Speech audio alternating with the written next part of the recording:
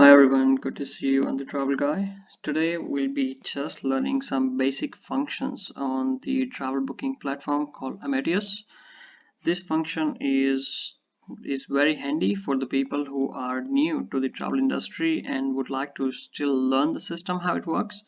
The past sort of experienced people who in the travel industry will always use in two different ways. One is called the command page, which is called the cryptic sort of way, and the newbies who were just kind of trying to enter into the industry or have recently just done it, because nowadays it's all kind of book and click and book and click and book sort of thing, so you can easily use this feature. Just giving an example, so what you can really see in here is your trip which you are looking to do, one way round trip, multi-destination. We'll cover that anyway later. And in case if you want more flexibility about your search, so at this moment, because we are kind of doing this demo around the COVID times, we'll be just using more sort of destination for the year happening in 2021 that might be just giving us more results in here.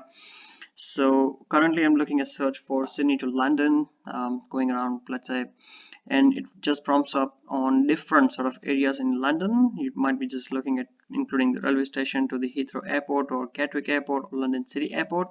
So let's say for now we'll just keep it to Heathrow, and as I said, for now we'll be using the travel dates to be somewhere around, let's say we'll do about the 20th of April 21. And in case if you have any preferred departure times, like some people might just want to leave anything probably till after 7 p.m. or maybe by 12 in the afternoon, or some might be looking for economy or business or something. We'll cover that part as well, but let's do just a normal search and see what results does it come up here.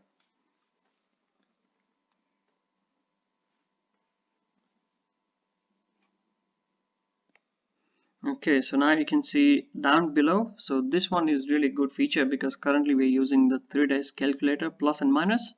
It means we had asked the system to give us the fare for the 20th of April, but now if at the bottom you can see the different sort of pricing ranging from 3 days plus minus means the date which you asked for, plus 3 days minus from the 17th of April, and 3 days plus which is 23rd of April.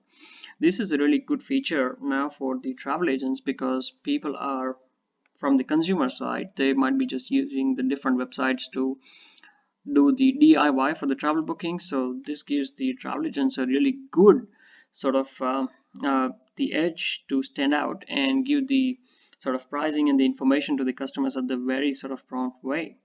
Now let's have a look at the flight on the 20th of April, because I can see it's a Cathay Pacific. It gives basic information about the booking class and everything, which may help us later down the time when we are trying to do the cryptic command. But let's just go for the graphical view at this moment.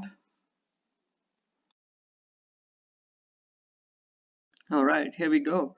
So this one, it gives you the first option, which comes as the British Airways being the cheapest option, and you can just see the basic information in here. It says the flight's departing 14:50, which is 2:50 in the afternoon via Singapore, and gets into London Heathrow at about 6 in the morning. Now this is a very handy sort of feature. You can just use more sort of filters if you want to, and including some people might have some private fares, public fares, departure travel timings. We can always just choose it from here. And if you want any sort of connections in between, sometimes people might be happy to go for even 2 stops if the fare is cheaper. You can pre-request your preferred airlines, so in case if someone is on the Qantas frequent flyer or the British Airways frequent flyer or any of the One World members, you can put it in here. Some people will be happy to go for a cheaper fare on the longest possible flight, or they might just want to do a stopover. You can always just filter those kind of results in here. And let's do the book now. So let's see what does it come up in here on the next.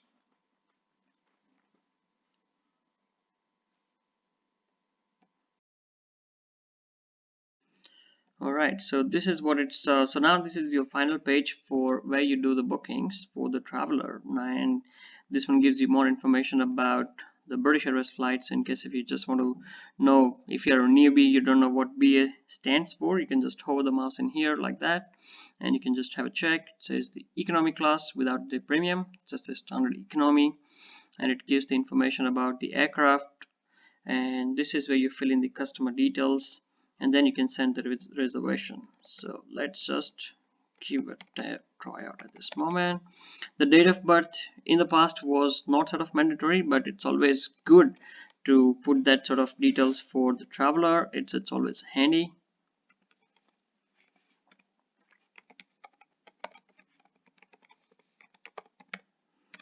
And one of the contact number as well, that always works well. Now in the meantime, if you don't want to save the PNR, if you just want to basically see how the PNR looks, what I will do is I'll do the send reservation request, and if my flights are showing available, if it is really available in the system, the itinerary will pop out from here to this screen here on the right hand side. So let's wait and watch to see if it really comes up. Yeah, it does. So it means the flights are available to make the booking, and we can, I'll just show you anyway how it looks in the olden days, the olden system. This is how it looks like when you use the traditional or the cryptic way of doing the bookings. So for now we'll just leave to this one, and let's, on my next videos I'll be just covering more information about what it looks like how the passenger names are created, what's all this about, all the shortcuts and things. I hope you like the video. For just leave me a feedback in case if you want to just see something. I'm definitely happy to put it up. Thank you.